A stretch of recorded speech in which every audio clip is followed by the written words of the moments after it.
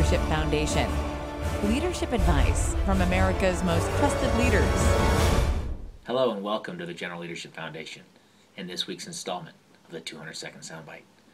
Picture the scene. In a remote part of Afghanistan, near the mountainous border with Pakistan, helicopters carrying dozens of elite Army Rangers race over a rugged landscape. Their target on this high-risk mission is an insurgent compound. It's broad daylight, and the Rangers know the insurgents are heavily armed. But it's considered a risk worth taking, as reliable intelligence sources indicate a top al-Qaeda commander is in that compound. Within a matter of minutes, the helicopters touch down and the Rangers immediately come under fire. One of the American soldiers who emerged from the helicopter that day was Staff Sergeant Leroy Petrie. Seeking cover, Petrie and another soldier pushed headlong into the courtyard with high mud walls. And that's when the enemy opened up with their AK-47 assault rifles. Leroy's hit in both legs. He's bleeding badly, but he summons the strength to lead the other Ranger to cover. He radios for support while simultaneously hurling a grenade at the enemy, providing cover to a third Ranger who rushes to their aid. Suddenly, an enemy grenade explodes nearby, wounding Leroy's two comrades, and then a second grenade lands, this time only a few feet away. At some point, every human impulse would tell a person to turn and run away.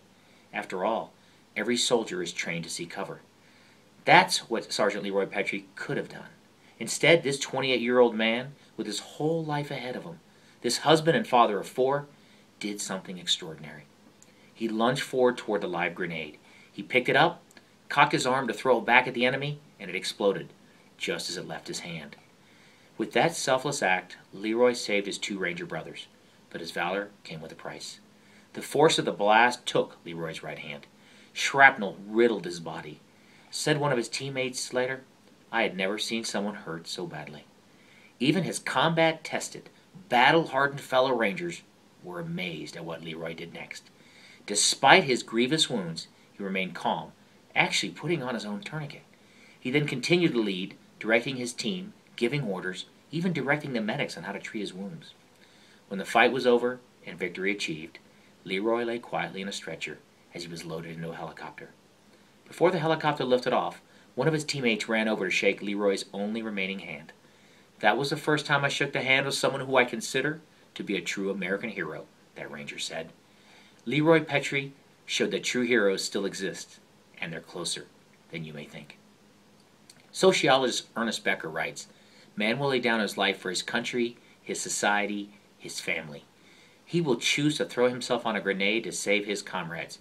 He is capable of the highest generosity and self-sacrifice, but he has to feel and believe that what he is doing is truly heroic, timeless, and supremely meaningful." Becker reminds us that achieving true happiness and satisfaction in and through our lives demands we pursue goals that are relevant, honorable, and extend above and beyond ourselves. Life cannot be merely about us. If we want to thrive as citizens and as a nation, we must get back to basics. We must rediscover within ourselves that the most powerful tool we have to begin improving things in our surroundings is the example of how we live our lives. It's just that simple. Thank you for joining us for this installment of the 200-second soundbite. Let's continue the conversation at generalleadership.com. Leadership advice from America's most trusted leaders. Thank you for connecting with the General Leadership Foundation. Please register at generalleadership.com.